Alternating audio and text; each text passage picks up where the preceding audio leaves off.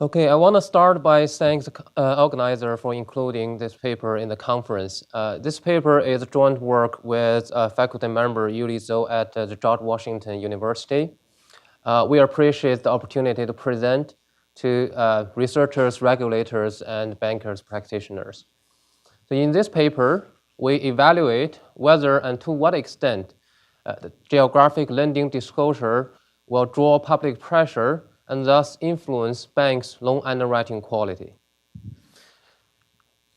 So this is the background is about the Community Reinvestment Act. So the Community Reinvestment Act was passed in 1977 in response to the critique that deposit-taking institutions were not making sufficient credit available to the areas where they collect deposit. So this act established formative and continuing obligations on banks to meet the credit need in the local areas. So to enforce the law, Congress used two directives. First, it requires periodic CRA examinations. However, because the credit needs are a very context-specific construct, so it turns out that the CRA examination ratings are highly inflated. More than 98% of banks receive satisfactory or better ratings. So in this paper, we look at the second directive, which is about the mandatory disclosures, which has been recognized as a powerful regulatory tool.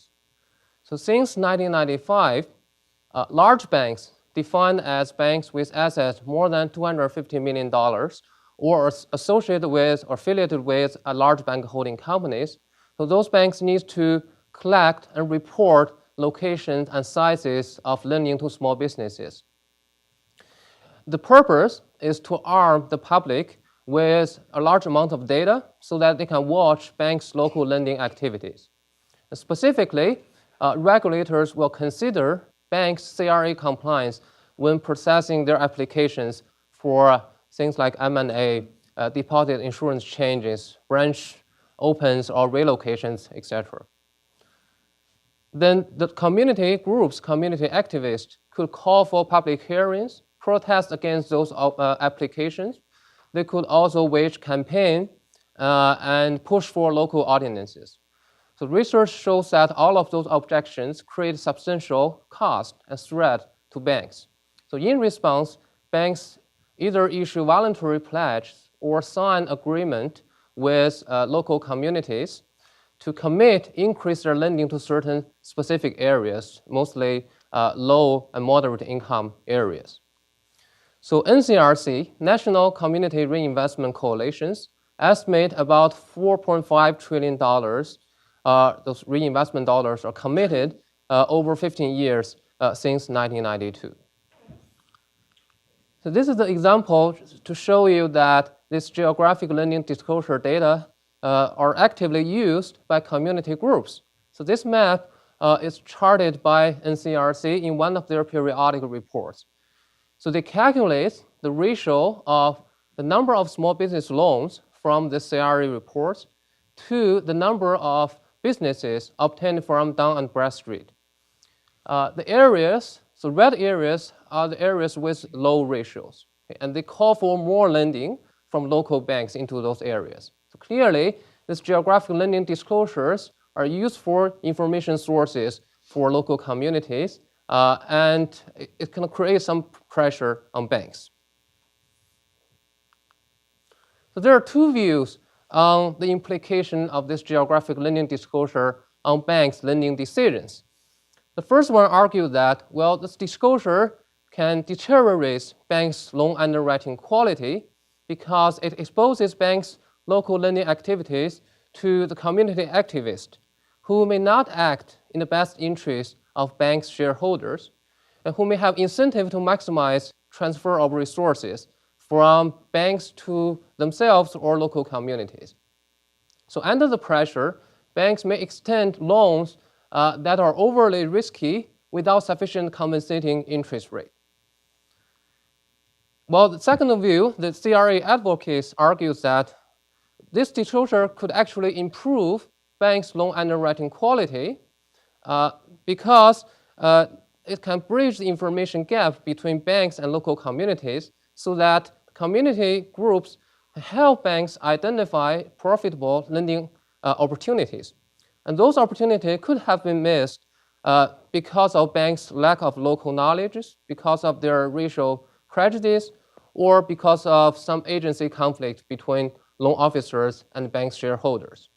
So depending on which force dominates, this geographic lending disclosure mandate could be either costly or beneficial to banks.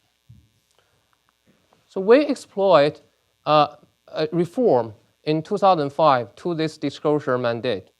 So regulators, when they require this disclosure of lending distributions in 1995, they agreed to go back and review this regulation in 2002. And consequently, received many complaints from banks about this burdensome disclosure due to some personnel requirement or other fixed costs. Banks also complained that since 1995, the huge asset growth and consolidations, all of those will render this $250 million threshold out of date. So the new rules was issued in 2005, basically raised the threshold from $250 million to $1 billion without regard to the bank holding companies' affiliations. So banks with assets between $250 million and $1 billion will be referred to as intermediate small banks. And those banks will be exempt from this disclosure requirement. And those exempt banks represent about 1/4 of total banks and about 1/4 of total small business loans outstanding. So they're economically significant, and they're basically they are the primary focus of our paper. And you would imagine this exemption will incur a huge objection from communities. Right? So here's a quote from Woodstock Institute's common letter. It says the loss of the data will be a critical blow to their ability to analyze banks' local lending activity. The loss of this data will severely reduce the pressure on banks.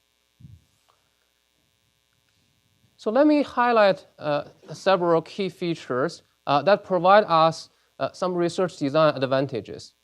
First, among those exempt banks, about 55% of them disclose the distribution of their lending to small businesses, and the rest of the banks continue to do so. So consistent with the two views I discussed previously, this reviewed preference provides a nice separation between banks perceiving high cost of disclosure versus the ones perceiving low cost or even benefits from the disclosure. So this exception basically represents a shock to non-disclosing banks while leaving the disclosing banks unaffected. Then we can compare the loan performance between these two groups of banks before and after the exemption. The second, this exemption only applies to small business lending, which constitute more than 60% of banks' commercial lending. So we will not expect any change in loan performance for other lendings.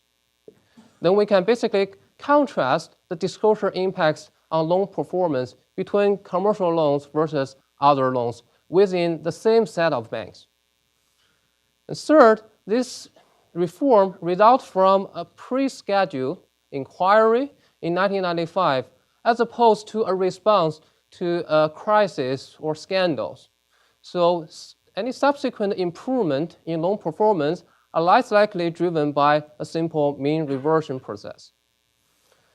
Finally, as you see, this $1 billion is bright line cutoff. In our additional analysis, we explore this discontinuity on comparing non-disclosing banks just below this threshold versus banks just above this cutoff.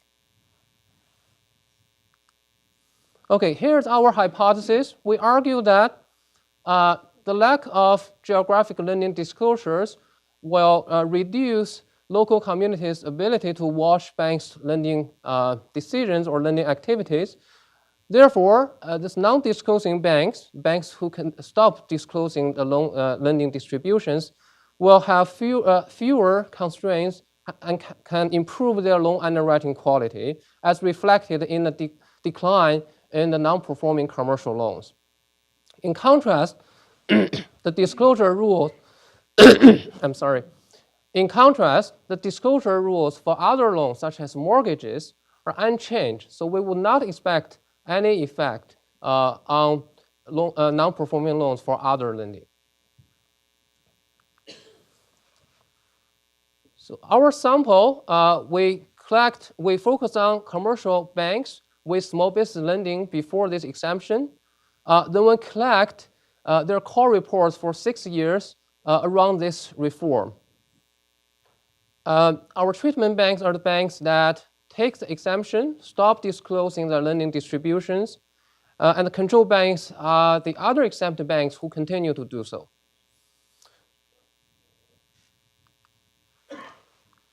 Okay, we measure the loan performance by using the non-performing loans.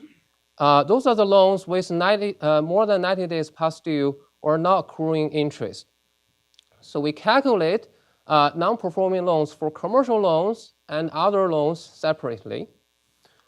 We also use return on equity or other measures, ROA or ROE before non-interest expenses, to capture overall bank performance. Here are our main results. The dependent variable is the non-performing commercial loans. Column 1 is a conventional difference in differences. Column 2 and 3, we add year fixed effect, bank and year fixed effect. The variable of interest is the interaction term, and across all specifications, lows negatively, suggests that banks that did not disclose after 2005 experienced a decline in non-performing commercial loans by 20 basis points relative to banks that continue to disclose. And this 20 basis points represent about 18% improvement relative to the pre-event mean level.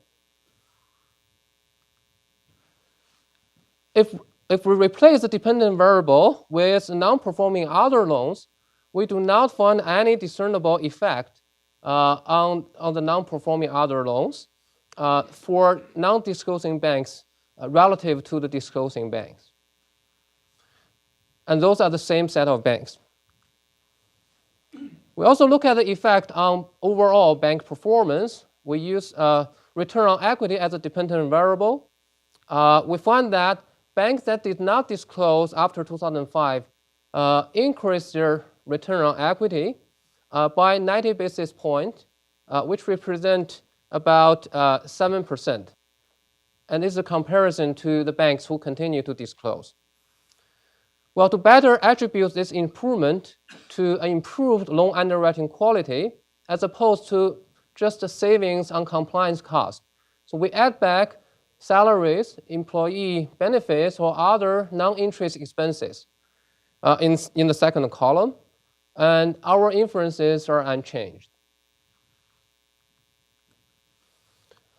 All right, to rule out several alternative stories, we conduct several additional analyses. We find that this reduction in non-performing commercial loans occurs only in the second and third year after the exemption. We find no pre-existing divergent trend between disclosing banks versus non-disclosing banks. We find the results are not driven by loans granted during the CRE examination years. We find no change in the total small business loan outstanding. In other words, it's not just a simple tightened credit standard. If that is the case, we should observe both a decline in non-performing loans and a decline in the total small business loans outstanding. So it suggests that improvement stems from better allocation of credit. All right, to better attribute these results to non-disclosure, we have 3 additional analyses. We find that reduction in non-performing commercial loans increase with the strength of community scrutiny before the exemption. Our results are robust to a matched sample who have indistinguishable observable bank characteristics. before the reform. And our results are robust to a small sample of banks that straddle this 1 billion cutoff threshold.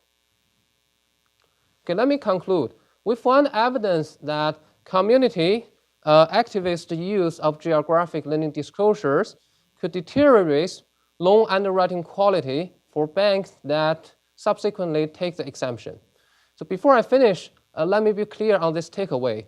We do not claim that this disclosure mandate will create a cost to all banks. After all, 45% of banks continue to disclose those distributions. Second, in order to make a statement about social welfare, this cost to non-disclosing banks should be weighed against the social benefits. Okay, but we think our study established an important first step toward that comprehensive evaluation. Thank you for your attention. This concludes my presentation.